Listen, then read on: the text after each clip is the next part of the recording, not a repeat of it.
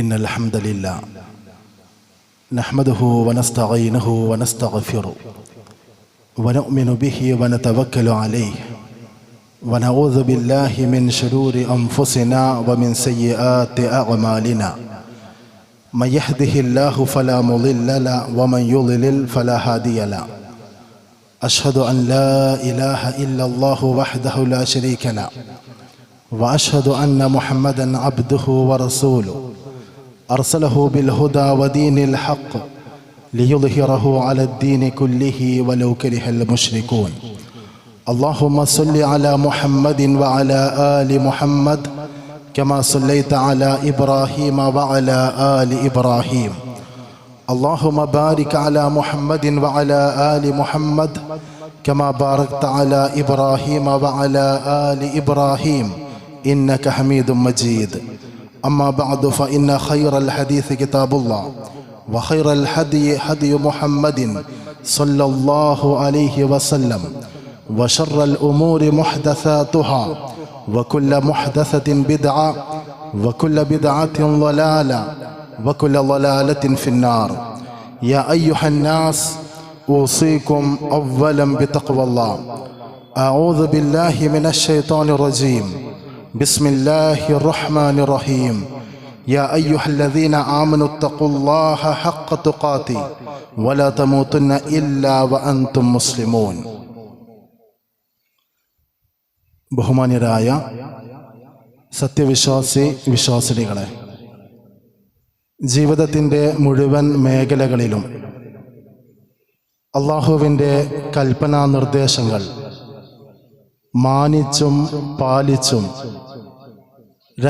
പരസ്യ ജീവിതത്തിൽ അവന് സൂക്ഷിക്കുകയും ചെയ്ത് തഖ്വയുള്ളവരായി ജീവിക്കണമെന്ന് ഓരോരുത്തരെയും ഉണർത്തുന്നു, വസിയത്ത് ചെയ്യുന്നു. മദ്യം, മയക്കുമരുന്ന് തുടങ്ങിയ ലഹരി വസ്തുക്കളുടെ ഉപയോഗവും ലഭ്യതയും അധികരിച്ചു കൊണ്ടിരിക്കുന്ന ഒരു കാലഘട്ടത്തിലാണ് നാം ജീവിക്കുന്നത്. ഒരു ഭാഗത്ത് ലഹരി വിരുദ്ധ ബോധവൽക്കരണങ്ങളും ക്യാമ്പയിനുകളും ദിനാചരണങ്ങളും നടക്കുമ്പോഴും മറ്റൊരു ഭാഗത്ത് ആവശ്യക്കാർക്ക് ആവശ്യാനുസരണം സുലഭമായി ലഹരി വസ്തുക്കൾ കൈപ്പിടിയിൽ ലഭ്യമാകും വിധം മയക്കുമരുന്ന് മാഫിയകളുടെ, ലഹരി മാഫിയകളുടെ കൃത്യമായ ശൃംഖലകൾ നമ്മുടെയൊക്കെ ചുറ്റുപാടുകളിൽ നിറഞ്ഞു നിൽക്കുന്നു എന്നത് ഒരു വസ്തുതയാണ്. ലഹരിയുടെ മതപരമോ സാമൂഹികമോ ആരോഗ്യപരമോ ആയ വശങ്ങളെ സംബന്ധിച്ച് ധാരണയുള്ളവർക്ക് ഈ വിഷയങ്ങളെ സംബന്ധിച്ച് ഒരു വിശദീകരണം ആവശ്യമേ ഇല്ല എന്നത് ഒരു വസ്തുതയാണ്. ഈ വർഷത്തെ ലഹരി വിരുദ്ധ ദിനാചരണത്തിന് ആഗോളാടിസ്ഥാനത്തിൽ ഐക്യരാഷ്ട്രസഭയുടെ കീഴിൽ, ലോകാരോഗ്യ സംഘടനകളുടെ കീഴിൽ ഇതുമായി ബന്ധപ്പെട്ട അതിൻ്റെ അതോറിറ്റി തെരഞ്ഞെടുത്തിരുന്ന പ്രമേയം the evidence is clear, invest in prevention.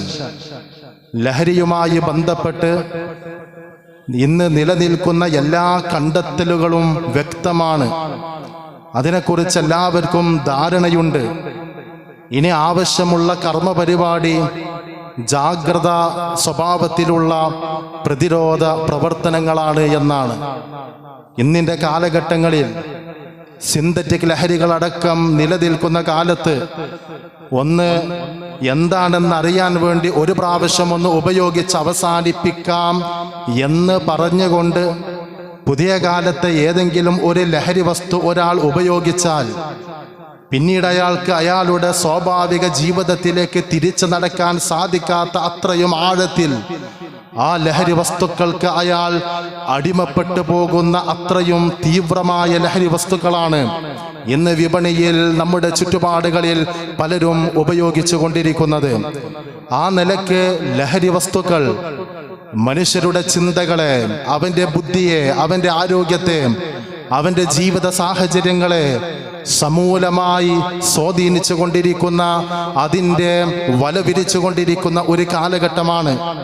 ഒരുപക്ഷെ നമ്മുടെ ഈ നാട്ടിൻ പുറങ്ങളിൽ സ്ഥിരമായി കണ്ടിട്ടില്ല എങ്കിലും യാത്ര ചെയ്യുന്ന ആളുകൾക്കറിയാം, ചില പ്രദേശങ്ങളിലെല്ലാം ഏകദേശം മഗ്‌രിബിന്റെ സമയത്ത് മദ്യം കഴിച്ച് ബോധരഹിതരായി കമിഴ്ന്ന് കിടക്കുന്ന ആളുകളെ, ഓവുചാലിലേക്ക് വീണുപോയ ആളുകളെ, മദ്യപിച്ച് ലഹരിയിൽ വാഹനമോടിച്ച് ആളെ ഇടിച്ചു കൊന്നവരെ, മദ്യത്തിന്റെ ലഹരിയിൽ സ്വന്തം കൂടപ്പിറപ്പുകളുടെ നെഞ്ചിൽ കടാര കുത്തിയിറക്കിയവരെ, സ്വന്തം ഉമ്മയെപ്പോലും ബലാത്സംഗം ചെയ്തവരെ, നിരന്തരമായി വ്യത്യസ്ത രൂപത്തിലുള്ള ലഹരി വസ്തുക്കൾ ശ്വസിച്ചും വാസനിച്ചും കുത്തിവെച്ചും കുടിച്ചും ജീവിതത്തിന്റെ ഭാഗമാക്കി ഒടുക്കം ശരീരത്തിന്റെ ആന്തരിക അവയവങ്ങൾക്ക് നാശം സംഭവിച്ച, കരൾ രോഗം മുതൽ ക്യാൻസർ വരെയുള്ള വേദനകളിലൂടെ കടന്നു പോകുന്ന ആളുകൾക്കും അപ്പുറം മറ്റാരൊക്കെയോ ഉപയോഗപ്പെടുത്തിയ പുകവലിയുടെ പേരിൽ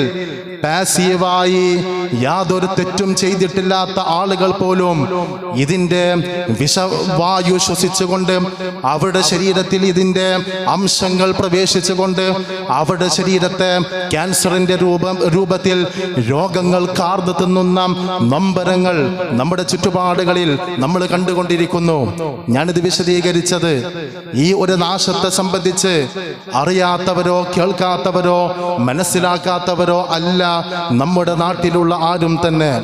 ഈ കഴിഞ്ഞ ദിവസങ്ങളിൽ നമ്മുടെ നാട്ടിലെ മിക്ക സ്കൂളുകളിലും കലാലയങ്ങളിലും ലഹരി വിരുദ്ധ ബോധവൽക്കരണത്തിന്റെ ഭാഗമായ ദിനാചരണങ്ങളും പ്രതിജ്ഞകളും നടന്നിട്ടുണ്ട്. ഒരുപക്ഷെ നമ്മുടെ മക്കൾ, നമ്മുടെ ചെറുപ്പക്കാർ, നമ്മുടെ തലമുറ ആ രംഗത്തുള്ള പ്രവർത്തനങ്ങളിൽ ഏർപ്പെട്ടുകൊണ്ടിരിക്കുമ്പോഴും നമ്മൾ തിരിച്ചറിയേണ്ട രണ്ട് കാര്യങ്ങളുണ്ട്. ഹൈസ്കൂൾ, ഹയർ സെക്കൻഡറി തലത്തിലുള്ള വിദ്യാർത്ഥികൾ 10, 13, 18 വയസ്സ് പ്രായത്തിലുള്ള കൗമാര പ്രായത്തിന്റെ സുഖകരമായ കാലഘട്ടത്തിൽ കടന്നു പോകുന്ന ആളുകളെ സംബന്ധിച്ച് രക്ഷിതാക്കൾ പ്രധാനമായി തിരിച്ചറിയേണ്ട രണ്ട് വസ്തുതകളുണ്ട്. സ്കൂൾ പരിസരത്തെ ലഹരി കേസുകളുടെ എണ്ണം, ലഹരി ഉപയോഗം, ലഹരി സംഘങ്ങളുമായി കുട്ടികൾക്കുള്ള സമ്പർക്കം, ഈ 3 കാര്യങ്ങൾ മാനദണ്ഡമാക്കി എക്സൈസ് വിഭാഗത്തിന്റെ ഇന്റലിജൻസ് തയ്യാറാക്കിയ പ്രശ്ന സാധ്യത സ്കൂളുകളുടെ പട്ടികയുണ്ട്. ആയിരക്കണക്കിന് ഹൈസ്കൂളുകളും ഹയർ സെക്കൻഡറികളുമാണ് അത്തരം പട്ടികയിലുള്ളത്. നമ്മുടെ കുട്ടികൾ പഠനം നടത്തുന്ന സ്ഥാപനങ്ങൾ, അത് ഇവിടെയുള്ളതാണെങ്കിലും പുറത്തുള്ളതാണെങ്കിലും, ആ സ്ഥാപനങ്ങൾ കേന്ദ്രീകരിച്ചുകൊണ്ട് ലഹരി മാഫിയകളുടെ കാരിയേഴ്സും ലഹരിയുടെ ഉപയോഗക്കാരും ഉപഭോഗക്കാരും വർദ്ധിച്ചു കൊണ്ടിരിക്കുന്നു എന്നത് ആര് കണ്ണടച്ചാലും ഇരുട്ടാക്കാൻ സാധിക്കാത്ത യാഥാർത്ഥ്യമാണ്. രണ്ടാമത്തേത്, കേരളത്തിന്റെ എക്സൈസ് കമ്മീഷണർ കഴിഞ്ഞ വർഷങ്ങളിൽ നടത്തിയ ഒരു പ്രഖ്യാപനമുണ്ട്. 17 വയസ്സ് പൂർത്തിയാകുന്നതിന് മുമ്പ് 70% വിദ്യാർത്ഥികളും ജീവിതത്തിൽ ഒരിക്കലെങ്കിലും ലഹരി ആസ്വദിക്കുകയോ അനുഭവിക്കുകയോ ചെയ്യാതെ പോകുന്നില്ല എന്നാണ്. ഒരു സർവേ എന്ന് പറയുന്നത് എല്ലായിടങ്ങളിലും പൊതുവായി നടന്നതാവണമെന്നില്ല. കേസ് സ്റ്റഡിയുടെ ഭാഗമായി അവർ തെരഞ്ഞെടുത്ത കലാലയങ്ങളും വിദ്യാർത്ഥികളും കേന്ദ്രീകരിച്ചുള്ള അവരുടെ സർവേയുടെ റിപ്പോർട്ടാവാം. പക്ഷേ ഇതിന്റെ ഉപയോഗം, ഇതിന്റെ ഉപഭോഗം, ഇതിന്റെ വ്യാപനം അത്രമേൽ വർദ്ധിച്ചിട്ടുണ്ട് എന്ന് നമ്മൾ തിരിച്ചറിയണം. ഈ രംഗത്ത് ഡി അഡിക്ഷൻ കേന്ദ്രങ്ങൾ നടത്തുന്നവർ, ഇതുമായി ബന്ധപ്പെട്ട കൗൺസിലിംഗ് നടത്തുന്നവർ, മതരംഗത്തും ഭൗതിക രംഗത്തും വൈദ്യമേഖലകളിലുമുള്ള ആളുകൾ പറയുന്ന ഒരു വസ്തുതയുണ്ട്. 13 മുതൽ 18 വരെയുള്ള പ്രായം, പ്രത്യേകിച്ച് കൗമാര പ്രായമെന്ന ആ കാലഘട്ടത്തിൽ ഒരു സിഗരറ്റ് പോലും വലിക്കാത്തവനായി, ഒരു ലഹരി വസ്തു പോലും ഉപയോഗിക്കാത്തവനായി ഒരാൾ ജീവിതം മുന്നോട്ട് കൊണ്ടുപോയിട്ടുണ്ട് എങ്കിൽ പിന്നീട് അയാളുടെ യൗവനത്തിലോ വാർദ്ധക്യത്തിലോ ലഹരിയുടെ വഴിയിലേക്ക് അയാൾ വരാനുള്ള സാധ്യത വളരെ കുറവായിരിക്കും. അതല്ല, ഒരാൾ ഒരു നൈറ്റ് ക്യാമ്പിലോ ഒരു NSS ക്യാമ്പിലോ ഒരു ടൂറിലോ ഒരു കല്യാണത്തിന്റെ ദിവസമോ മറ്റേതെങ്കിലും സന്ദർഭങ്ങളിലോ രസത്തിന് വേണ്ടി, കൂട്ടുകാരുടെ സമ്മർദ്ദത്തിന് വേണ്ടി, സാഹചര്യത്തിന്റെ സമ്മർദ്ദത്തിന് വേണ്ടി, ഒരു ഹരത്തിന് വേണ്ടി, ആകാംക്ഷയ്ക്ക് വേണ്ടി സ്ഥിരമായോ അല്ലാതെയോ ഏത് വിധേനയും ഇത് ഒരു പ്രാവശ്യം പ്രാവശ്യമെങ്കിലും ഉപയോഗിച്ചവരാണെങ്കിൽ പിന്നീട് അത് സ്ഥിരമായി ഉപയോഗപ്പെടുത്തുവാനുള്ള സാധ്യതകളെ തള്ളിക്കളയാൻ സാധിക്കില്ല എന്നാണ്. ഇത് വളരെ ഗൗരവപ്പെട്ട വിഷയമാണ്. കൗമാരപ്രായമെന്ന് പറയുന്നത് ഇസ്ലാമിക സമൂഹത്തെ സംബന്ധിച്ചിടത്തോളം മക്കൾ എന്നത് പെറ്റുകൂട്ടാനുള്ള കേവലമായ ഒരാളുടെ ജീവിതത്തിന്റെ ലൈംഗിക ആസ്വാദനത്തിന് അയാൾ പോലും അറിയാതെ ലഭിക്കുന്ന കേവലമായ ബൈ പ്രൊഡക്റ്റുകളല്ല, അള്ളാഹു അമാനത്തായി നൽകിയിട്ടുള്ളതാണ്. ആ മക്കളെ വളർത്തുമ്പോൾ, അവരെ ചേർത്ത് നിർത്തുമ്പോൾ, ജീവിതത്തിന്റെ കൗമാരത്തിലേക്ക് അവർ നടന്നു നീങ്ങുമ്പോൾ അവരോടൊപ്പം മാനസികമായ അടുപ്പം സ്ഥാപിക്കുവാൻ ഉപ്പക്കും ഉമ്മക്കും വീട്ടിലുള്ള കാരണവന്മാർക്കും സാധിക്കേണ്ടതുണ്ട്. രണ്ടാം ഖലീഫ ഉമർ ബിൻ അബ്ദുൽ അസീസ് റഹിമഹുള്ളയുടെ ഒരു വാചകമുണ്ട്, സാഹിബൂഹും സബ്ആ. അവരുടെ ജീവിതത്തിന്റെ 14 മുതൽ 21 വയസ്സ് വരെയുള്ള നിർണായകമായ 7 വർഷം നിങ്ങൾ അവരുമായി ആത്മബന്ധം സ്ഥാപിക്കണം. പക്ഷെ ഇന്നത്തെ കാലത്ത് നമ്മുടെ മക്കൾ കൗമാരപ്രായത്തിലെത്തുമ്പോ ഉമ്മയോട് ഉള്ളു തുറന്ന് സംസാരിക്കാത്ത, ഉപ്പയോട് കാര്യങ്ങൾ തുറന്ന് സംസാരിക്കാത്ത, അവരറിയാത്ത ബാരിയറുകൾ, അവരറിയാത്ത വേർതിരിവുകൾ, മാനസികമായ അകൽച്ചകൾ രൂപപ്പെടുന്ന ആ കാലഘട്ടമാണ്. ഓരോരുത്തരും അവരുടെ പ്രൈവസി സ്പോട്ടുകൾ കണ്ടെത്തുന്ന ആ കാലഘട്ടമാണ്. ഓരോരുത്തർക്കും അവരുടെ ബെസ്റ്റ് ഫ്രണ്ടുകളും ചങ്കുകളും ചങ്കത്തികളും രൂപപ്പെടുന്ന ആ കാലത്താണ്. ആണോ പെണ്ണോ വ്യത്യാസമില്ലാതെ നമ്മുടെ തലമുറ ലഹരിയുടെ വഴികളിലേക്ക് പോകുന്നത് എന്ന് നാം തിരിച്ചറിയാം. ഈ പ്രശ്നങ്ങൾ ഇങ്ങനെ പറയുമ്പോൾ ചില ആളുകൾ ചോദിക്കും, എന്താ ചെയ്യുക, എങ്ങനെ ഇതിന് തടസ്സമുണ്ടാക്കുക, എങ്ങനെയാണ് പ്രതിരോധമുണ്ടാക്കുക എന്ന് ചിന്തിക്കുന്ന ആളുകളുണ്ട്. പ്രത്യേകിച്ച് ഇന്നത്തെ തലമുറയോട് ഇതൊക്കെ കഴിച്ചാൽ രോഗമുണ്ടാവും, അതല്ലെങ്കിൽ ഇതിന്റെ കാരിയർ ആയാൽ ലീഗലായ ഒരുപാട് പ്രശ്നങ്ങളുണ്ട് എന്ന് പറഞ്ഞാൽ അതിനെ വകവെക്കാത്ത ഒരു തലമുറയാണ്. കാരണം പുതിയ തലമുറ എന്ന് പറയുന്നത് എങ്ങനെ ജീവിച്ചാലും അസുഖങ്ങൾ വരും, മരണം സംഭവിക്കും, അതുവരെ ജീവിതം കളറാക്കാം, ജീവിതം ഒന്നേയുള്ള അതൊന്ന് ആസ്വദിക്കാം. ഈ നിയമം പറഞ്ഞ് രോഗം പറഞ്ഞ് പേടിച്ചിട്ടൊന്നും കാര്യമില്ല, നമുക്ക് ജീവിതം അടിച്ചു പൊളിക്കാം എന്ന് ചിന്തിക്കുന്ന ഒരു സമൂഹത്തിന്റെ ചിന്തകളിലേക്ക് ഇസ്ലാമികമായ ചില മാനദണ്ഡങ്ങളിലൂടെ മാത്രമേ നമുക്ക് പരിഹാരം കണ്ടെത്താൻ സാധിക്കൂ. ഞാൻ ചരിത്രത്തിന്റെ വിശദാംശങ്ങളിലേക്ക് പോകുന്നില്ല.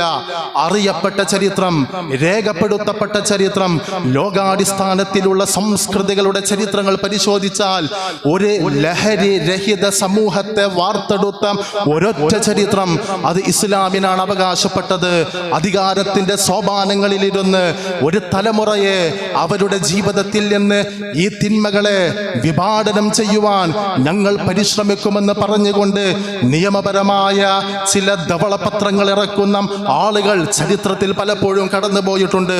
ഈ കേരളത്തിൽ നോക്കുക, നമ്മുടെ സർക്കാർ അടക്കമുള്ള സംവിധാനങ്ങളും സർക്കാരേതര സംവിധാനങ്ങളും സാമൂഹികമായി ഏറ്റവും കൂടുതൽ ഫോക്കസ് ചെയ്യുന്നത് ലഹരിയിൽ നിന്ന് സമുദായത്തെ മോചിപ്പിക്കാനാണ്.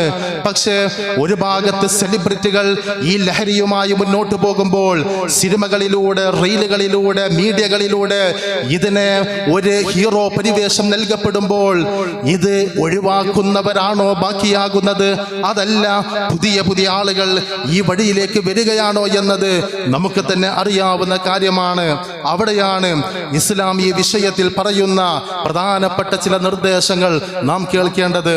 ഒന്നാമത്തേത്, ലഹരിയെ സംബന്ധിച്ചുള്ള ഇസ്ലാമിന്റെ കാഴ്ചപ്പാട് അത് നാശമാണ്, സ്വന്തത്തെ നശിപ്പിക്കുന്ന, കൂടപ്പിറപ്പുകളെ നശിപ്പിക്കുന്ന ഒരു നാശമാണ്. സൂറത്തുൽ ബഖറയിലെ 219-ാം സൂക്തം, യസ്അലൂനക അനിൽ ഖംറി വൽ മൈസിർ, പ്രവാചകരെ താങ്കളുടെ പ്രബോധിത സമൂഹം മദ്യത്തെ സംബന്ധിച്ച്, ചൂതാട്ടത്തെ സംബന്ധിച്ച് താങ്കളോട് ചോദിക്കും. അവർക്ക് താങ്കൾ മറുപടി നൽകുക ഫീഹിമാ ഇസ്മുൻ കബീറുൻ വമനാഫിഉ ലിന്നാസ്. ഈ മദ്യമെന്ന് പറഞ്ഞാലും ലോട്ടറി എന്ന് പറഞ്ഞാലും കുറച്ചൊക്കെ ഗുണമുണ്ട്, ഒരുപാട് ദ്രോഹങ്ങളുണ്ട്.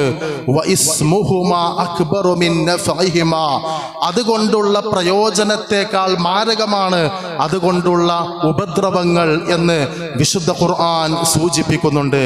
ഇത് ഒരു നാശത്തിന്റെ മേഖലയാണ്, അത് വ്യക്തി സ്വാതന്ത്ര്യത്തിന്റെ മേഖലയാണ്. ഉപയോഗിക്കുന്നവർ ഉപയോഗിക്കട്ടെ എന്ന മനോഭാവം നമുക്ക് അംഗീകരിക്കാൻ കഴിയില്ല.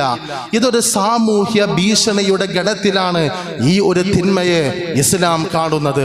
രണ്ടാമത്തേത്, ഖുർആനിലും ഹദീസിലും വന്ന പ്രയോഗങ്ങൾ ഖംർ എന്നാണ്. ഖംർ എന്നതിന് ഡിക്ഷണറികൾ പരിശോധിച്ചാൽ കാണുന്ന ഒരു അർത്ഥം മദ്യം എന്നാണ്. മദ്യം എന്ന് പറയുന്നത് ഒരു ദ്രാവക രൂപത്തിലുള്ള, ഒരു പാനീയത്തിന്റെ രൂപത്തിലുള്ള ആ ഒരു രീതിയാണ്. പക്ഷേ അത് ഭാഷാപരമായ അർത്ഥമാണ്. വിശുദ്ധ ഖുർആനിലും ഹദീസിലും വന്ന ഈ പ്രയോഗങ്ങളുടെ ഉദ്ദേശ അർത്ഥം ഒരാളുടെ ജീവിതത്തിൽ ലഹരിയായി കടന്നു വരുന്നതെല്ലാം ഖംറാണ് എന്നാണ്. അതുകൊണ്ട് തന്നെ ലഹരി ഉപയോഗത്തിന്റെ സാധ്യതയുള്ള മുഴുവൻ വാതിലുകളും ഇസ്ലാം മുദ്ര വെച്ച് കൊട്ടിയടച്ചിട്ടുണ്ട് എന്നാണ്. ഇമാം മുസ്ലിം റിപ്പോർട്ട് ചെയ്യുന്ന ഹദീസ് നോക്കുക. കുല്ലു മുസ്കിരിൻ ഖംറുൻ വകുല്ലു മുസ്കിരിൻ ഹറാം. ലഹരി ഉണ്ടാക്കുന്നതെല്ലാം ഖംറാണ്. അതിന് സിഗരറ്റ് ഖംറാണോ എന്ന് ചോദിക്കേണ്ടതില്ല. പാൻ മസാലകൾ, തബാക്കകൾ അത് ഈ ഗണത്തിൽപ്പെട്ടതാണോ? സ്റ്റിക്കർ ഈ ഗണത്തിൽപ്പെട്ടതാണോ? നാവിന്റെ അടിയിൽ വെക്കുന്നത് ഈ ഗണത്തിലുള്ളതാണോ? ആ ബ്രൗൺ ഷുഗറും വൈറ്റ് MDMA-യും ഈ ഗണത്തിൽപ്പെട്ടതാണോ? ഓരോന്ന് വേർതിരിച്ച് ചോദിക്കേണ്ടതില്ല. മനുഷ്യന്റെ ചിന്തയെ, അവന്റെ ദിശണകളെ, അവന്റെ ആരോഗ്യത്തെ, അവന്റെ ജീവിതത്തിലേക്ക് ലഹരിയായി വരുന്നതെല്ലാം ഖംറാണ്. ആ ഖംറുകൾ മുഴുവനും നിഷിദ്ധമാണ് എന്നാണ് ഇസ്ലാം പഠിപ്പിക്കുന്നത്. മൂന്നാമത്തെ കാര്യം, ചില ആളുകൾ പറയും ഇതൊക്കെ ഓവറായാലേ പ്രശ്നമുള്ളൂ. ഒരു ഡോസ് അറിയാൻ, ഒരു ഔൺസ് അല്ലെങ്കിൽ ഒരു കിക്ക് അറിയാൻ ഒന്ന് ഉപയോഗിച്ചു എന്ന് കരുതിയൊന്നും കുഴപ്പമില്ല എന്ന് പറയുന്ന ആളുകളുണ്ട്. അതുകൊണ്ടാണ് മുസ്ലിം സമുദായത്തിന്റെ ഇന്നത്തെ വിവാഹങ്ങളുടെ മറവിൽ അവിഹിതം മുതൽ മദ്യസേവ വരെ നടന്നുകൊണ്ടിരിക്കുന്നു എന്നത് നമ്മൾ തിരിച്ചറിയുന്നത്. നമ്മുടെ സ്കൂളുകൾ കേന്ദ്രീകരിച്ച്, വാർഷികങ്ങൾ കേന്ദ്രീകരിച്ച്, നാട്ടിൽ നടക്കുന്ന ഉത്സവങ്ങൾ കേന്ദ്രീകരിച്ച് ഇന്ന് പലപ്പോഴും നിരാക്ഷേപം മദ്യസേവ നടത്തുമ്പോൾ അതിന് കൂട്ടിരിക്കുന്ന ആളുകൾ പോലും ഒന്ന് പേരിന് കഴിച്ചത് കൊണ്ടൊന്നും കുഴപ്പമില്ല എന്ന് പറയാൻ ശ്രമിക്കാറുണ്ട്. പറയുന്നവർക്ക് എന്തും പറയാം. നമുക്ക് ഇസ്ലാമികമായിട്ട് പറയുമ്പോൾ മാ അസ്കറ കസീറുഹു ഫഖലീലുഹു ഹറാം. ഒരു വസ്തു കുറെ സേവിച്ചാൽ ലഹരി ഉണ്ടാകുന്നതാണെങ്കിൽ അത് ടേസ്റ്റ് ചെയ്യുന്നത് പോലും, അതൊന്ന് ഒരു മൈക്രോ സെക്കൻഡ് അനുഭവിക്കുന്നത് പോലും നിഷിദ്ധമാണ് എന്ന് പ്രവാചകൻ സല്ലല്ലാഹു അലൈഹി വസല്ലമയുടെ വാചകം നമ്മെ പഠിപ്പിക്കുന്നു. നാലാമതായി, മദ്യം കഴിക്കുന്ന ഒരാളെ സംബന്ധിച്ച് അയാളിൽ ഈമാനിന്റെ ഭാവങ്ങൾ ഇല്ല എന്നാണ്.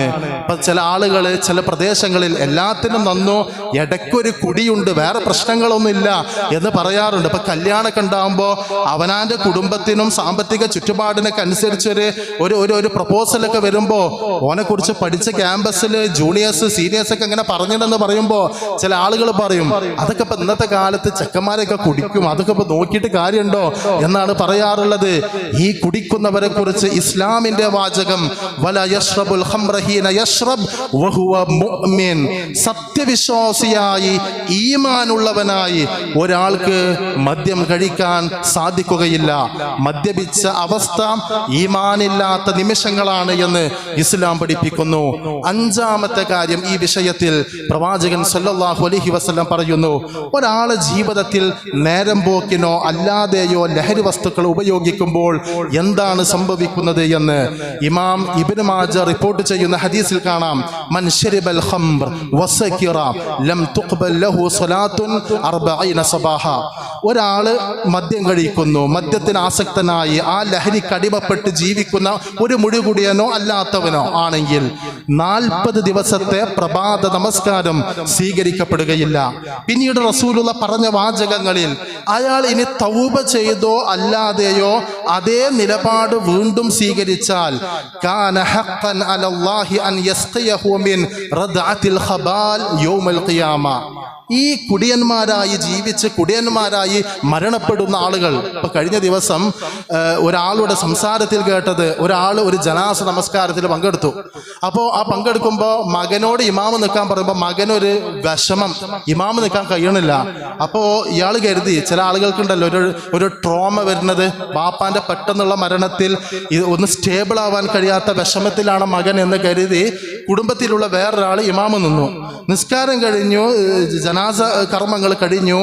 2 ദിവസം കഴിഞ്ഞ് ഈ വ്യക്തി മകനോട്, കാരണം മകന് ഇമാമ് നിൽക്കാൻ പോലും കഴിയാതെ അയാൾ ആകെ ഇമോഷണലി ഡാമേജ് ആയ അവസ്ഥയാണല്ലോ, അവരായിട്ട് ഇങ്ങനെ സംസാരിച്ചു മനസ്സ് തുറന്നപ്പോൾ ആ മകൻ ഇടറിയ ശബ്ദത്തിൽ പറഞ്ഞത്, എൻ്റെ ഉപ്പാന്റെ മയ്യത്ത് കുളിപ്പിക്കാൻ വേണ്ടി ഞാൻ ആ പ്രവർത്തനത്തിൽ ഏർപ്പെട്ടപ്പോൾ എൻ്റെ ബാപ്പാന്റെ പുറം ഭാഗം ഇങ്ങനെ പിടിച്ച് എൻ്റെ ശരീരത്തിന്റെ അടുക്കിലേക്ക് ഇങ്ങനെ ചേർത്ത് വെച്ചപ്പോൾ ബാപ്പാന്റെ വായയിൽ നിന്ന് ദുഷിച്ച ഗന്ധം.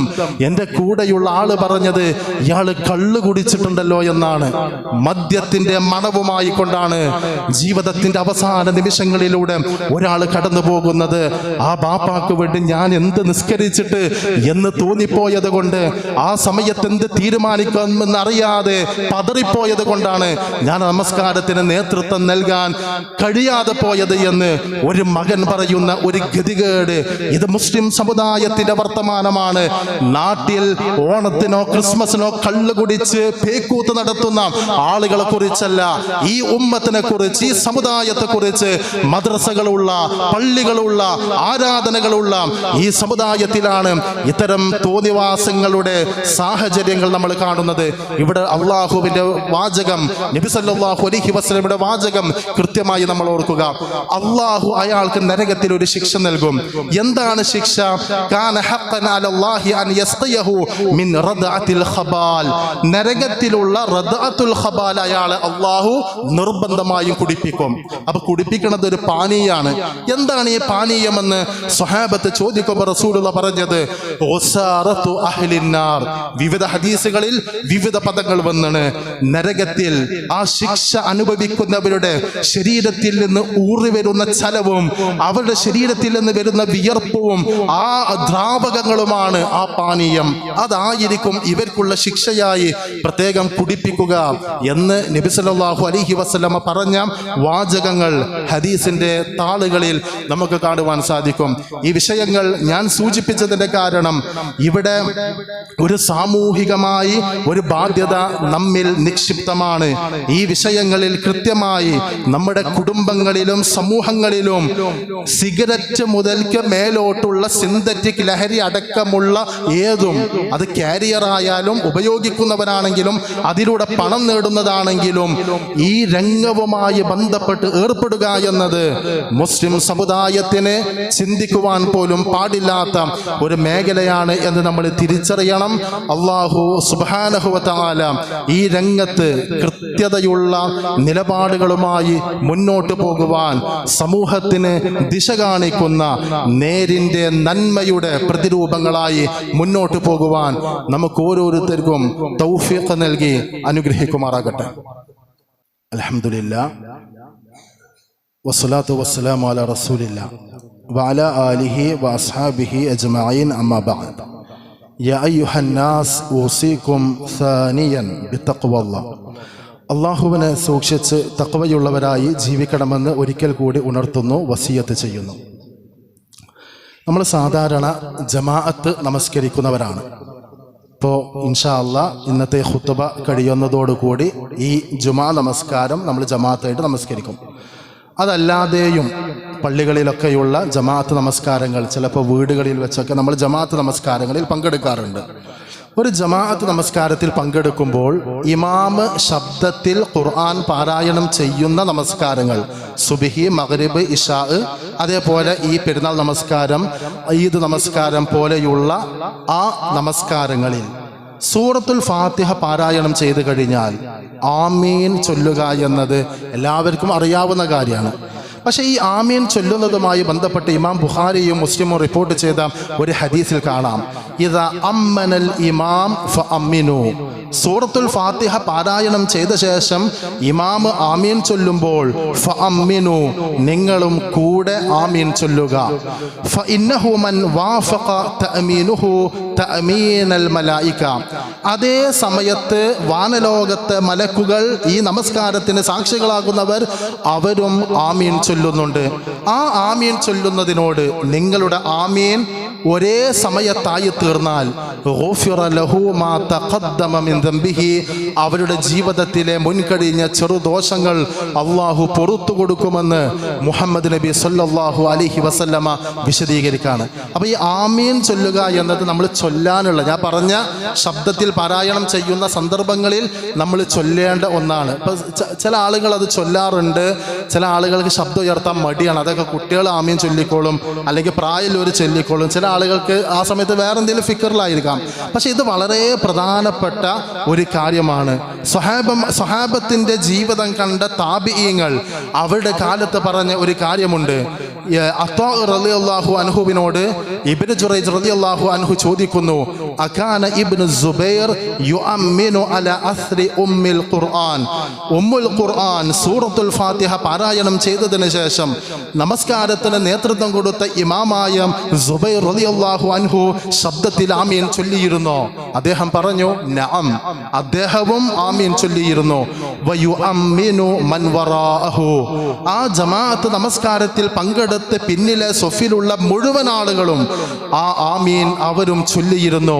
ഹത്താ ഇന്ന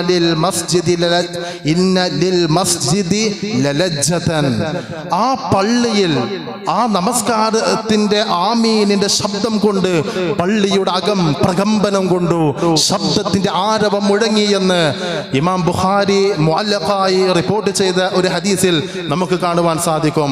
അപ്പൊ ജമാഅത്ത് നമസ്കാരത്തിൽ പങ്കെടുക്കുമ്പോൾ ഒന്ന് എനർജറ്റിക് ആയി ആരോഗ്യത്തോടു കൂടി ആ നിസ്കാരത്തിൽ പങ്കെടുക്കുക എന്നതോടൊപ്പം ആമീൻ ചൊല്ലുന്നതിൽ ഒരു ഉന്മേഷവും ആവേശവും ഉണ്ടാവുക. ശബ്ദമുയർത്തി ഇമാമിന്റെ ശബ്ദത്തോടൊപ്പം ആമീൻ ചൊല്ലുക എന്നത്, ശബ്ദത്തിലായിരിക്കുക എന്നത് ഈ വിഷയത്തിൽ ജമാഅത്ത് നമസ്കാരവുമായി ബന്ധപ്പെട്ട ആ രംഗത്തെ ഒരു സുന്നത്തായി, ഒരു അദബായി നമുക്ക് കാണുവാൻ സാധിക്കും. ചെറുതും വലുതുമായ എല്ലാ വിഷയങ്ങളിലും ഇസ്ലാമിന്റെ നിലപാട് വിശുദ്ധ ഖുർആനിന്റെയും സ്വഹീഹായ ഹദീസിന്റെയും സ്വഹാബത്തിന്റെയും ജീവിത കാഴ്ചപ്പാടുകളുടെ അടിസ്ഥാനത്തിൽ അറിഞ്ഞ് മനസ്സിലാക്കി ഉൾക്കൊണ്ട് ജീവിതത്തിൽ അനുധാവനം ചെയ്യാൻ നാം ഓരോരുത്തരും പരിശ്രമിക്കുക. അല്ലാഹു സുബ്ഹാനഹു വ തആല നമുക്കതിനുള്ള തൗഫീഖ് നൽകി അനുഗ്രഹിക്കുമാറാകട്ടെ. അല്ലാഹുവേ, ഞങ്ങളുടെ ജീവിതത്തിൽ ചെറുതും വലുതുമായ പ്രയാസങ്ങളും പരീക്ഷണങ്ങളും സംഘർഷങ്ങളും വേദനകളുമായി കഴിഞ്ഞുകൂടുന്ന ഒരുപാട് ആളുകളുണ്ട്. അല്ലാഹുവേ, ഏവരുടെയും ജീവിതത്തിൽ ആഫിയത്തും ശിഫയും റഹ്മത്തും ബർക്കത്തും നൽകി അനുഗ്രഹിക്കണമേ. അല്ലാഹുവേ, ഞങ്ങളുടെ ജീവിതങ്ങളിൽ, കുടുംബങ്ങളിൽ, ബന്ധങ്ങളിൽ, ജീവിതോപാധികളിൽ ഞങ്ങൾക്ക് നീ സമാധാനവും ഇണക്കവും സന്തോഷവും ഖൈറും ബർക്കത്തും നൽകി അനുഗ്രഹിക്കണമേ.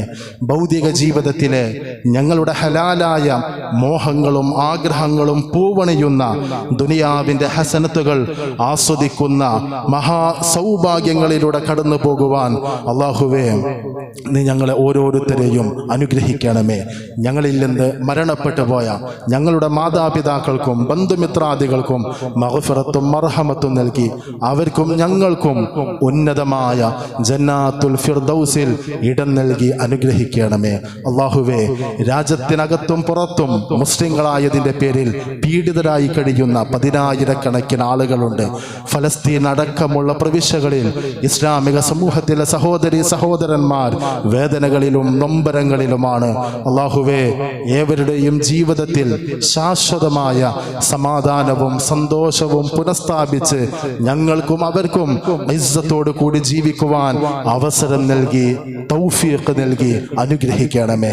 അല്ലാഹുമ്മ ഗഫിർ ലിൽ മുഅ്മിനീന വൽ മുഅ്മിനാത്ത് വൽ മുസ്ലിമീന വൽ മുസ്ലിമാത്ത് വൽ അഹ്യാഇ മിൻഹും വൽ അംവാത്ത് ഇന്നക മുജീബു ദഅവാതി യാ ഖാദിയൽ ഹാജ. اللهم أجرنا من النار. ربنا لا تزغ قلوبنا بعد إذ هديتنا وهب لنا من لدنك رحمة إنك أنت الوهاب. ربنا آتنا في الدنيا حسنة وفي الآخرة حسنة وقنا عذاب النار. سبحان ربك رب العزة عما يصفون وسلام على المرسلين والحمد لله رب العالمين.